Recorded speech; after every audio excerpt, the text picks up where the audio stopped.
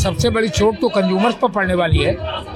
वो झूठ बोल रहे हैं, जो कोई घाटा नहीं है, यह सब कागज पर है। घाटा इस कारण से है कि सरकार सब्सिडी नहीं देती। का विरोध हो रहा है, ये सही हो रहा है। आगे जो है बिजली महंगी होगी, जिसमें सभी को घाटा होगा। निजीकरण किसी के हित में नहीं है।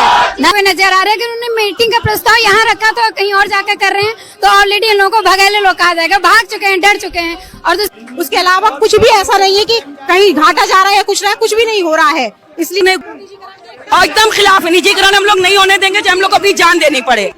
किसी हाल में निजीकरण नहीं होने देंगे।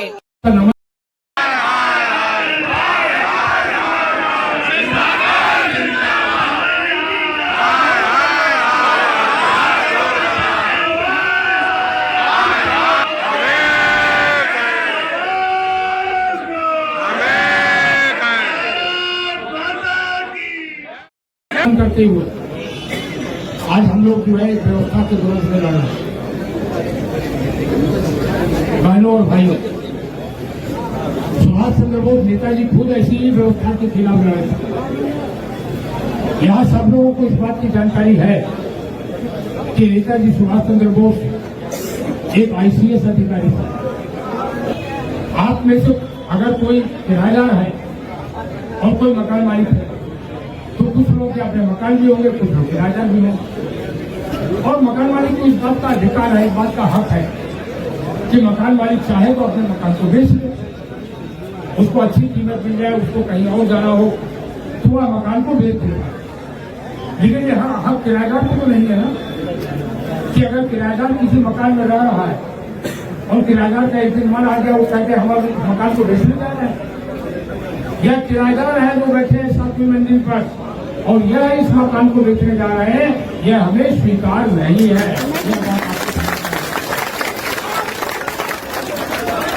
तो निजीकरण का विरोध कर रहे हैं, आपको जानकारी है इस बात की। और निजीकरण का विरोध कर्मचारियों के लिए केवल नहीं, कंज्यूमर्स के लिए भी, क्योंकि सबसे बड़ी चोट तो कंज्यूमर्स पर पड़ने वाली है।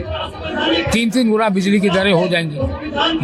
मुंबई में 18 रुपए पर यूनिट डोमेस्टिक की दर है, यहाँ मैक्सिमम दर 6 रुपए 50 पैसे पर यूनिट है। तो सबसे बड़ी बात तो कंज्यूमर के लिए है। वह बैठक रद्द हुई कि नहीं हुई, यह भी हमें जानकारी नहीं। हमें तो केवल इतनी जानकारी मिली थी, वह भी एक रिटन सर्कुलर था कि निजीकरण के लिए यहाँ पर कंसल्टेंट्स की जो नियुक्ति होनी है उसकी प्री वेडिंग कॉन्फ्रेंस है। इसलिए हम लोगों ने कहा कि विनम्रतापूर्वक सभी कर्मचारी लखनऊ के आएंगे यहाँ पर और चेयरमैन साहब हमारे बीच में आ जाएं और हमें समझा देंगे निजीकरण के क्या क्या फायदे हैं। तो न चेयरमैन हमारे बीच में आए, न यहाँ पर कोई दिखाई दिया।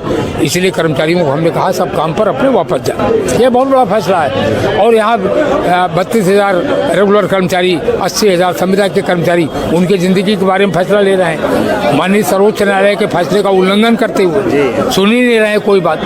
तो ये उनकी जिद है, लेकिन हम जिद पर नहीं है। हम लोकतांत्रिक ढंग से विरोध जारी रख रहे हैं और यह विरोध तब तक रहेगा जब तक निजीकरण का निर्णय वापस नहीं होता।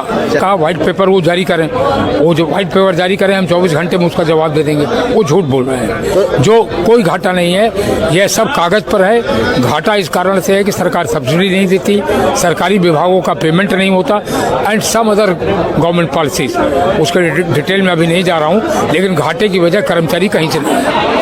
का विरोध हो रहा है, ये सही हो रहा है और बहुत सही है, क्योंकि हम लोगों की भी जो ऑपरेटर, क्योंकि सारा काम जो है वो आउटसोर्सिंग वर्क यही लोग कर रहे हैं ज्यादातर। अगर इन्हीं सबको निकाल देंगे तो काम कैसे होगा? इसी के लिए प्राइवेट होना बहुत ही गलत है। बिजली बोर्ड का जो हमारा एक बोर्ड था UPSEB, इसको तोड़ के पहले से ही 4 खंडों में बांटा जा चुका है। अब ये आगे और टुकड़े करके पूरी तरह से बिजली विभाग को सरकारी से निजी हाथों में देने जा रहे हैं, जिससे सामान्यतः आज तो थोड़ा सुधार करने की कोशिश में है, वो भी बहुत मुश्किल काम है बिना हम लोगों के सहयोग के। आगे जो है बिजली महंगी होगी, जिसमें सभी को घाटा होगा। तो प्राइवेट संस्थान अपने मनमानी रेट वसूलेगा, जिसमें सरकार का कंट्रोल हट जाएगा। ये कहना चाहते हैं कि निजीकरण किसी के हित में नहीं है, ना जनता के हित में, ना किसानों के हित में, किसी के भी हित में नहीं है।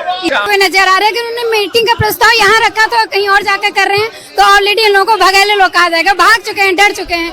और दूसरी बात, इनके निर्णय गलत है। और चेयरमैन सर पिछला भी बहुत सारा गलत करते आए हैं। कंप्यूटर ऑपरेटरों का टेंडर कर दिया, LY जारी कर दी, ऑफिस को निरस्त भी कर दिया, अपनी मनमार्जी से सारे काम करते हैं। और निजीकरण का भी उनका प्रस्ताव बहुत ही गलत है। निजीकरण नहीं होना चाहिए, हमारी देश की संपत्ति है, तो हम लोग किसी के लिए नहीं, अपनी देश की संपत्ति को बचाने के लिए लड़ रहे हैं और हम लोग जरूर जीतेंगे। निजीकरण वापस इनको लेना पड़ेगा, ये इनका गलत निर्णय है। अगर निजीकरण हो जाएगा तो आम जनता के लिए, एक नीचे जिसकी इनकम बहुत लो है, वो इतनी महंगी बिजली नहीं ले पाएगा, तो इसलिए निजीकरण वापस लेना चाहिए। निजीकरण गलत है और अभी भी सुनने में आ रहा है मीटिंग कहीं और करने वो जा रहे हैं, तो इसका मतलब वो डर गए हैं, और अगर वो गलत है तभी तो पीछे हट रहे हैं। जैसे हम लोग सही हैं, हम लोग खड़े हुए हैं और वो लोग गलत है इसी के लिए पीछे हट रहे हैं, तो इसलिए वो अपना निर्णय वापस ले, और वो ये गलत कर रहे हैं। जैसे हमारे नारे लग रहे हैं उससे सब सामने निकल के आ रहा है। ये सरकारी संपत्ति है, सरकारी संपत्ति पे हम लोग पे हक है, और जिससे हम आम पब्लिक को सुविधा मिलनी चाहिए।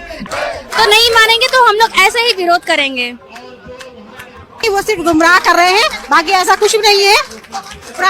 हाँ, सिर्फ गुमराह करने की कोशिश की जा रही है, उसके अलावा कुछ भी ऐसा नहीं है कि कहीं घाटा जा रहा है, कुछ भी नहीं हो रहा है। इसलिए नहीं, गुर्जर सर ने बुलाए, वो आए नहीं, वो हमें फायदे गिना दे कि प्राइवेटाइजेशन वो क्यों कर रहे हैं। भाई यूपीपीसीएल आप G20 करते हैं, लखनऊ में इस कोरोना काल में हम लोगों ने काम किया, एक भी छुट्टी हमारे कर्मचारियों को, हमारे जेई को, हमारे एसडीओ, हमारे एसी, हमारे चीफ को एक भी छुट्टी नहीं मिलती है।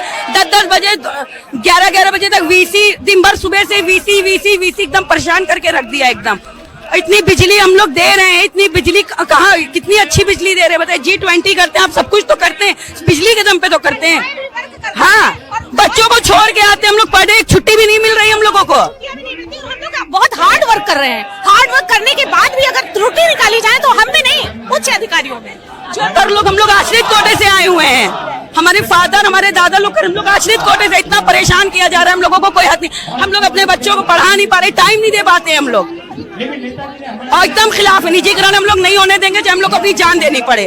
भाई इसी से हमारी रोजी रोटी चलती है, किसी हाल में निजीकरण नहीं होने देंगे। ये थी लखनऊ से मोहम्मद शाहिद की रिपोर्ट। आप देखते रहिए हिंदुस्तान टीवी टुडे।